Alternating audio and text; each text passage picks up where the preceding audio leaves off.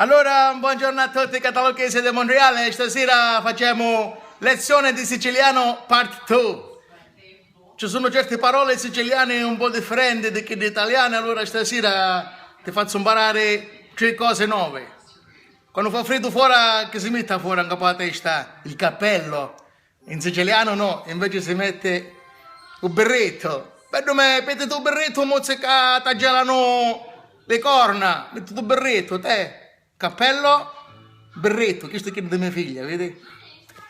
Dopo, quando uno viene in raditia, c'è a mettere i biscotti in capo al tavolino, il tavolino, questa è un'altra parola. Vassoio, il vassoio, vedi? Questo è un vassoio di portata in italiano, ma in catalogese si dice a guandera. Beh, me, piano a guandera ora ci va a mettere qualche biscotto qua, qualche begnolata pure. A guandera, te, piano a guandera. Vedi? Te, a guandera. C'è pure un'altra parola.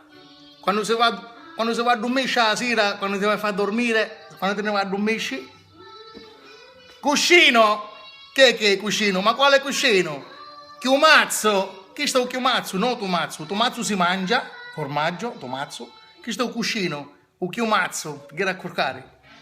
Allora, buongiorno a tutti e buonanotte a tutti. Ciao, ora voglio a dormire un capo cuscino, un capo chiumazzo. Ciao.